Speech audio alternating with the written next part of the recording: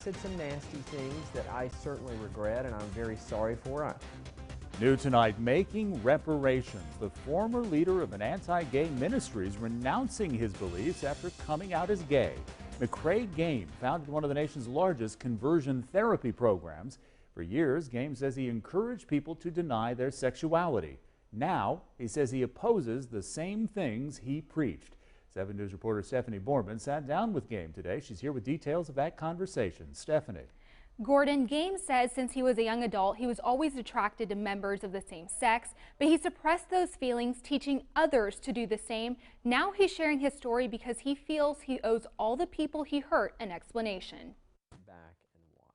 A name tag that reads, "Hope for Wholeness, MCKRAE Game," was among boxes and mementos in Game's living room. He says these items represent who he used to be, the founder of a faith-based conversion therapy program. But he says he's not that person anymore. Such a relief to just be able to say, yes, I'm a gay man. For 2 decades, he preached against his own sexuality. He founded Truth Ministry, which taught homosexuals to renounce their sexuality. One of the things I did do was help people to deny who they are. A group at UCLA estimates nearly 700,000 LGBT people will undergo conversion therapy at some point in their lives. The Family Acceptance Project says people who undergo those programs are up to twice as likely to attempt suicide. Dr. Roger Rhodes is an upstate counselor who focuses on family relationships and opposes conversion therapy. Very high suicide rate in that population, which is very sad. Game says he's not proud of his work, especially because he worked with a group of very vulnerable people.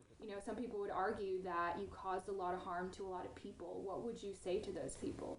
I would agree that I did cause a lot of harm to a lot of people. Game says he started to make reparations. The ex-leader of the anti-gay ministry tells 7 News he wants to end the very movement he started. I want to be a part of ending conversion therapy and ex-gay ministry. I know that's very unrealistic.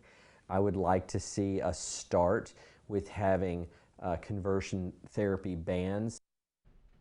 Game tells me he started meeting with former clients and apologizing. He says he will continue to preach acceptance. Gordon? All right, Stephanie, more on that story on WSPA.com. According to the Family Acceptance Project, suicide rates among young LGBT people who experience conversion therapy are nearly double those of the same group who did not.